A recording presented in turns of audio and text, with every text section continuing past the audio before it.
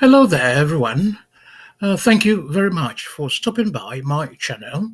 My name is Sari Toma. I encourage you to subscribe to my channel and thumbs up if you like it, and give comments as well. But please do subscribe. We need numbers to effect a change in the way things are done in our great country, Ghana. A country so beloved that we sing an anthem that God bless our homeland, Ghana. But has indeed God blessed our homeland over the years? Ever since Kwame Nkrumah said we should sing that national anthem with enthusiasm, with conviction that indeed we've had independence, has indeed God blessed our homeland Ghana? Or is it our fault? Which is which? We know everything is within God's power and ability, but what is it within our own ability and volition? That will indeed encourage God to bless us.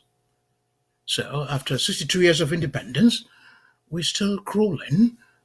Ghana looks like a country on its knees, even though we have relative peace. But of course, there are skirmishes and political factions here and there doing their own things. But today, I should like to thank you again for stopping by.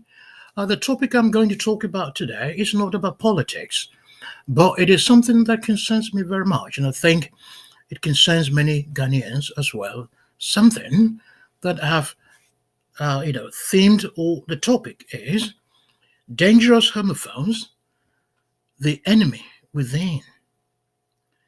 Dangerous homophones, the enemy within. Now, this might seem like something off. How could homophones in grammar or in language be dangerous? Be the enemy within. Okay, pause for a little while and think about the word dangerous. I know you know the meaning of the word dangerous. Anything that can harm you is dangerous. It could be on emotional level, it could be physical, or it could be a form of trauma that you experience in life. But before I develop the theme or the topic, dangerous homophones, and how the enemy within, I should like to define what a homophone or homophones are. Homophones are words with different spellings but same sound or pronunciation. Thus, we can have two or three words with different spellings but same pronunciation. For example, there are two words, site, as in S-I-T-E, that is a place of work or a place, simply put, and is a noun as part of speech. Another example is cite, as in C-I-T-E, that is, to quote a book or an author, to make a point, to cite an example, and that is a verb. So these two words of different spellings, but same pronunciation or sound, cite S-I-T-E, cite C-I-T-E, are homophones. So the young ones listening to me, at least you have something to learn in English. I've given you a bonus here. But back to my theme, how could homophones be dangerous? And here's where the kicker comes in. Now, the two words I'm going to talk about are profit, as in money or financial gain, which is a noun as it's part of speech, or as a part of speech. It's spelled P-R-O-F-I-T. I made profit of the sales of my goods yesterday. So I had financial gain of the goods I sold yesterday. Profit, P-R-O-F-I-T, is a noun as a part of speech, and it's a financial gain. It is a homophone to the word profit, P-R-O-P-H-E-T. P-R-O-P-H-E-T, prophet, which is a person who claims inspiration from God and speaks and talks about the future or make a prediction about the future. So these two words, of course, they are all nouns, but different spellings having the same sound. So prophet, a man of God who speaks and predicts the future, is pronounced the same as prophet, sika or mfaso, profit as in money, financial gain. So, how could these words be dangerous? How could they be the enemy within? Well, a man of God claims that he speaks on behalf of God, or that God has given him power to speak. That seemed to be the current refrain in Ghanaian conversations and dialogue and debate on radio stations and on televisions. Everywhere you tune the television to or radio station, you hear about prophets talking about the death of this person, the death of this man, the death of this woman. They never talk about the death of the poor people. But all the time they talk about the death of rich people in society, people of the highest echelon in society. It's all they talk about. Presidents, musicians, people of the high caliber people in society, people who have made it, so to speak, in terms of financial gains, or people who are wealthy and well-to-do in our society. Now, this is a very disturbing trend, and if not checked, could actually drag the country into chaos. It has already started because a young girl was prophesied to be killed in a car accident. I think it was Ebony.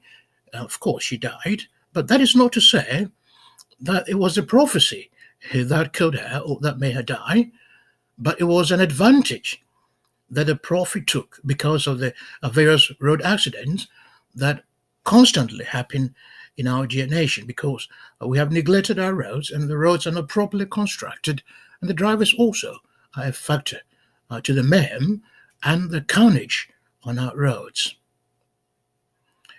Correlation does not mean causation, as they say, because the fact that he prophesied that Ebony would die in a car accident doesn't mean the cause of the accident was as a result of the prophecy. No, correlation does not mean causation.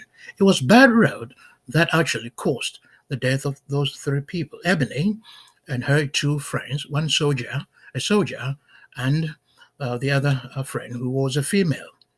May their soul rest in peace. Now, as a corollary to the point raised above, how could these two words, homophones, profit as money, and prophet, a prophet of God who speaks on behalf of God, and all the time promising or forecasting doom to a nation? They never say any good thing about the country, but all the time they talk about the bad things that are going to happen to us. That should raise a lot of concerns. You should raise your eyebrow to actually question the general assumption, our customs and traditions, if indeed we're doing the right thing, or we're really going astray. My duty is to help you to think, to reason, to look at things, because God gave you a mind or a brain for you to think. I'm not here to accuse somebody of being a false prophet or a true prophet or a good prophet. No, I'm not here talking about theology. I'm here discussing social issues that concerns all of us. I'm here talking, being more philosophical as opposed to being theological. Theological, I know the Bible because I've studied the Bible many times and I know exactly what the Bible says. And so when I see something that smells as bad, I can smell it, I can feel it, and I know it's bad. But like I said, it's not my duty to tell you who is a false prophet, but I just want you to change your paradigm shift to see things from a different perspective. Particularly to use your brain, to think twice when you're listening to these prophets who claim to have all the inspiration from God, and yet the country seems to be poorer and poorer. Things are not going well, we all admit, and they keep on promising, forecasting doom to all of us. What kind of society are we trying to bring? What kind of society are we raising? What kind of teachings are we giving to the young ones, our the young people who are coming? What inspiration are we giving to them? And how could we aspire to greatness as a nation if we still keep on thinking about the things of old, thinking like medieval people, thinking like people in the Stone Age who don't have technology, who don't have reason, but all the time depend upon their emotions to do things. See, a homophone like prophet and prophet go together. There could be beautiful rhyme in a sonnet, a poem written in 14 lines, not in iambic pentameter this case or this time, because they have two syllables, okay? Prophet. The first syllable is stressed and the last is unstressed syllable. So prophet, prophet. Different spellings, but same pronunciation. Now, if you look at this prophet, they tend to say things taking advantage of people when people die. When tragedy strikes, a tragedy of Shakespearean proportion or a tragedy of Peloponnesian proportion, like Greek tragedy, that is what they kind of like, bring their Schadenfreude.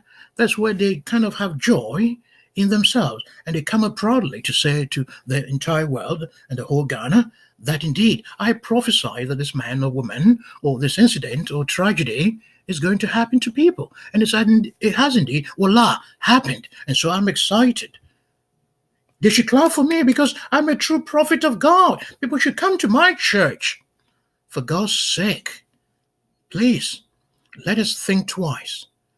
This homophone, prophet, as in money or gain in financially, and prophet, a man of God, a clairvoyant, could be working together.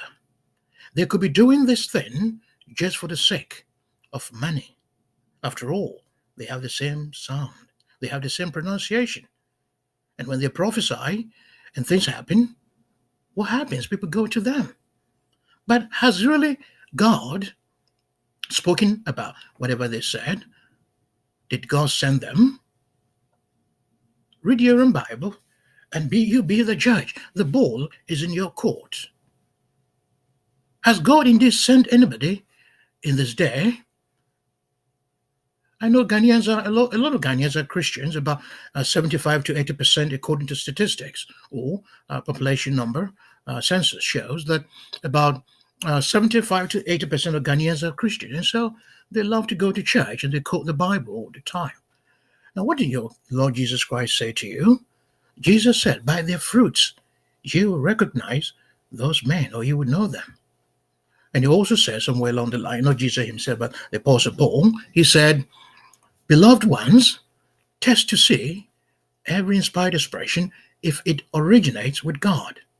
So, Christians are admonished not to take things just on a silver platter. No, when it's handed to you, you just grab it and start eating. No, but you have to use your mental faculty, be a critical thinker, use logic and reasoning to question the validity, the nuances of what the prophet is saying compared to the work of Jesus Christ and the Apostle Paul in the Bible, and reason for yourself. Let the Bible be the authority to be the judge, and use your own God-given ability, your own volition and ability, your own action and interaction, your perception and reception to actually analyze critically, evaluate what these prophets say and do, and see if it originates with God, and you be the judge.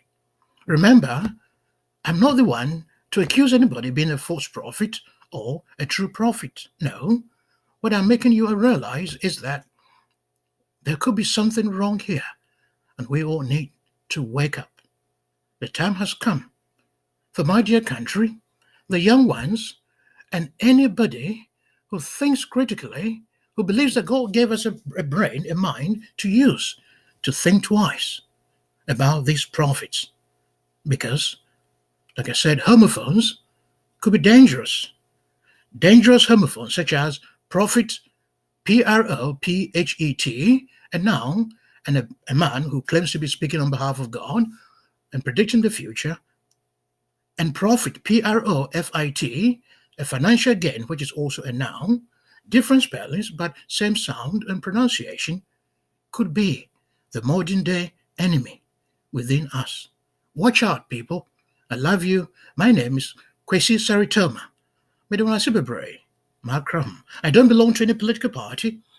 I don't belong to NDC or NPP. Just to put that disclaimer out there, I'm just a young man, a Fanti from Elmina. I care about my country. But when I say Macron, bye-bye.